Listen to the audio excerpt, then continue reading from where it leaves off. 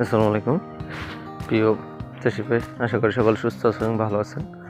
তো আজকে পেয়ারা বাগানে আসলাম। তো পেয়ারা বাগানের কিছু সতর্কমূলক কাজ আছে। আমরা যারা চাষি আছি, পেয়ারা চাষি, তারা এখন সেই পৌষ মাসের শেষের দিকে জানুয়ারির মাস চলে, আজকে 12 তারিখ জানুয়ারির। তো দেখা যায় শুধু তেমনি ফুল টিকে না, কুয়াশার কারণে, কিন্তু আরও একটা কারণে কিন্তু ফুল টিকে না। আমরা অনেকে কিন্তু এই জিনিসটা ধরতে পারি না।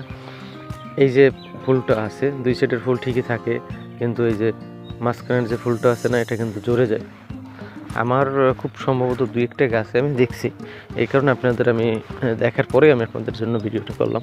এটা শীতকালে বেশি হয়ে থাকে, যে মাঝখানের যে ফুলটা সেটা পড়ে যায়। এটা হয় কি, যে আপনার এখান থেকে একটা ফুলটা ফল ছিদ্রকারী একটা পোকা আছে, ওইটা এসে কিন্তু আপনার এটাকে বা চোষক পোকা এটাকে খেয়ে ফেলে। যখন খেয়ে ফেলে তখন কিন্তু ফুলটা ঝরে পড়ে যায়।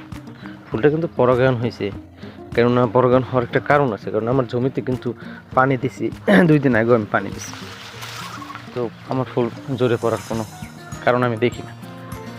তো আপনারা যারা আছে, যাদের যদি আপনাদের এরকম জোরে থাকে বা জোরে পড়ে যায়, আপনারা লক্ষ্য রাখবেন যেটা কেন জোরে পড়ছে। যদি আপনার ফল ছিদ্রকারী পোকা বা চোষক পোকা খেয়ে ফেলে, সেটা আপনারা কিন্তু ইজিলি দেখে বুঝতে পারবেন।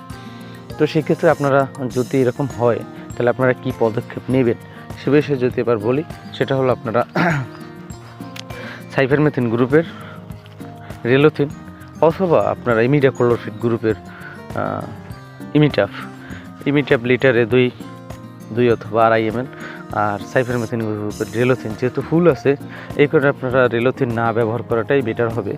আর যদিও করেন তাহলে 1 ml হারে করবেন। এভাবে মিশিয়ে যদি স্প্রে করে দেন, তাহলে ইনশাল্লাহ আপনার এই সব ধরনের যে ফুল ঝরে যাওয়াটা, এটা কিন্তু কিছুটা বন্ধ হবে।